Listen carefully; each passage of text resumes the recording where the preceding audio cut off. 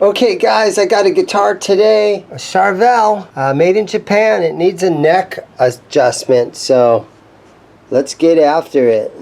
Okay, it's my Charvel. It's got the custom paint job, so it's got a Warren D. Martini paint job on it. And the string height is just kind of high. And unfortunately, the truss rod adjustment is in the heel right here, so it doesn't need new strings. But it definitely needs an adjustment. So I have an eraser that looks like a $100 bill, and it's the perfect size to just slide right underneath like that, just to keep that kind of straight right there. So our first step is to take the locking nut apart right there. We'll get these out of the way.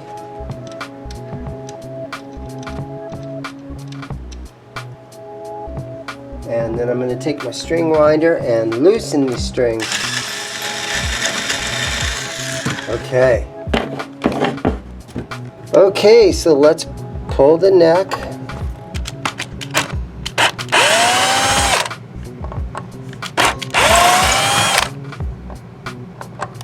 Yeah, I've had this guitar a little while now. And I keep telling myself, man, I need to adjust this truss rod, so I finally got around to doing it today. So let's just lay that down like that. So here's our truss rod in here.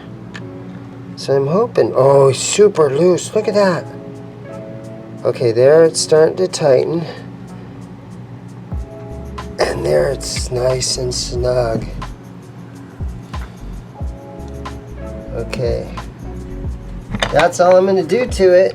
And unfortunately, you can't really do too much. But as loose as that thing was, you gotta kind of put the neck back on and tighten the strings to kind of check it.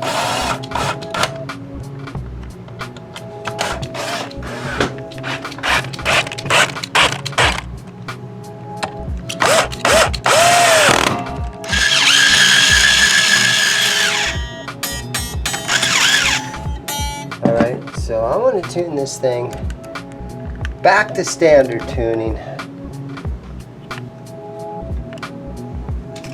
Although I think Rat might have been a half step down. Okay, so I have it close to being tuned. Now I'm going to pull this eraser out of there. That thing works perfect. And then tune it up one more time. Now let's look at the side right here, and you can see that it's nice and flat, so that's kind of where that wants to live. So that is looking good, and string height feels way better. I think that helped a lot. We could have probably maybe even done it a little bit more. Let's take a look and see how much neck relief we have under there. Do you see a gap? It looks pretty good, doesn't it? It's nice and flat now, so this thing will guaranteed it's gonna play better. Tons of guitars need new strings, even your Epiphone Special 2s. You know, you run your finger underneath here to feel the dirt. The E string doesn't feel too bad. The B string's a little rough. But when you get down here to your D string, you can feel every fret that was on here, and they're in bad shape. So let's get these off of here. Nice little guitar, kind of a practice guitar. Look at that, how it's got a bend in it right there. Perfect guitar for a beginner, because it does not have a Floyd Rose. It's a hardtail, and that makes it good for a beginner because they don't have to fight with tuning it every day. It'll pretty much stay in tune, or stay really close to being in tune. And if you're one of those players that wants to go from drop D back up to standard, or you know, E flat kind of thing, and you want to just be able to tune it really quick for the next song, This is the perfect guitar for that.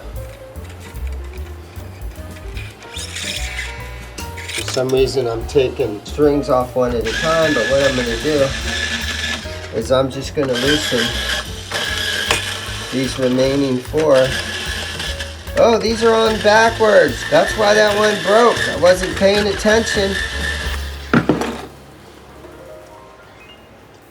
Sometimes guys will string them up around the wrong way. And that's what happened on this one. I should have been paying attention. Okay, let's get this stop tail off of there.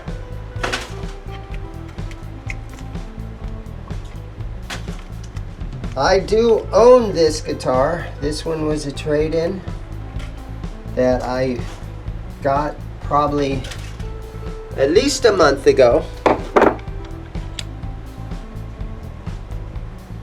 And she's in good condition overall. Put some pledge on here, furniture polish.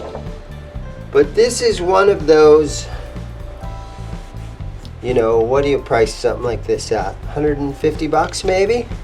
But this one really is in good condition. Some of my guitars are worse than others. You have a used guitar shop and sometimes you get some real awesome, hard to find guitars, and then other times you get stuff that's very common like this. So you just do what you can do to shine them up. Okay, I'm gonna put some lemon oil on this fretboard just to try to clean this a little bit.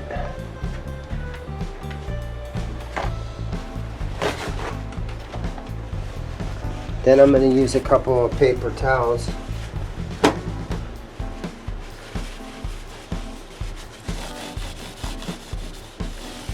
Smear this on here.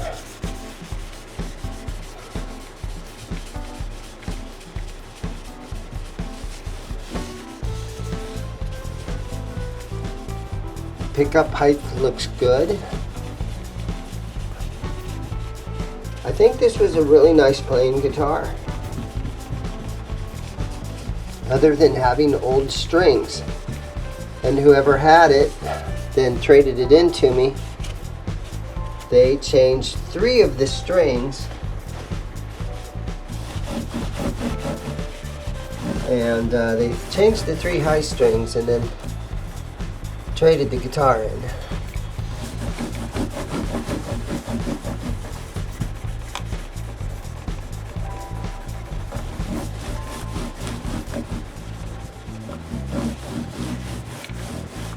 The frets look like they're in pretty good condition. I'm seeing a little bit of wear right here on the 2nd fret. 3rd fret looks pretty good. It's just basically under the G string right here, little under the B string. All the rest of these frets look pretty good and nice and smooth. No fret sprout on this one. Today's string choice. Okay, today's string choice. Today's string choice. Who sang that? But today's string choice is Ernie Ball Primo Slinkies 9.5 through 44. Now regular pink pack 9, you know, super Slinkies are 9 through 42. And then you got your regular Slinkies in the green pack that are 10 through 46.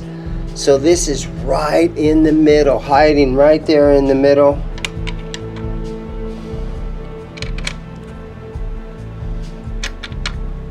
Let's see if I can get this stop bar back in.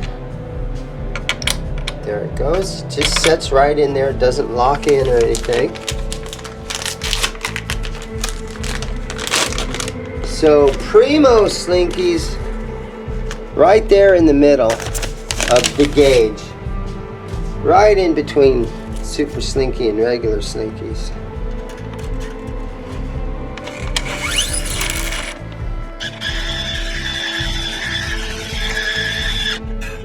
today's string choice. Yeah, that cost me a lot of money to have that produced and go into the recording studio and record that.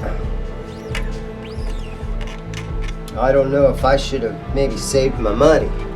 You guys let me know if it's super annoying every time I play my little today's string choice. Leave in the comments if you want me to ditch it. Man, I'm gonna waste a lot of money in production. I'm just kidding. It's a joke. The G string is a 16 gauge.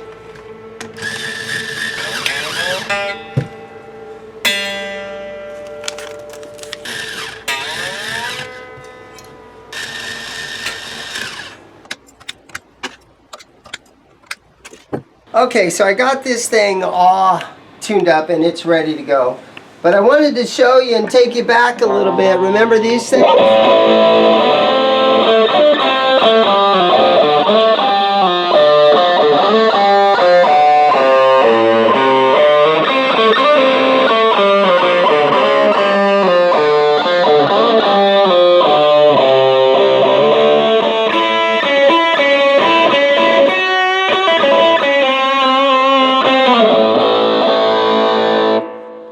No GK, remember how cool those were?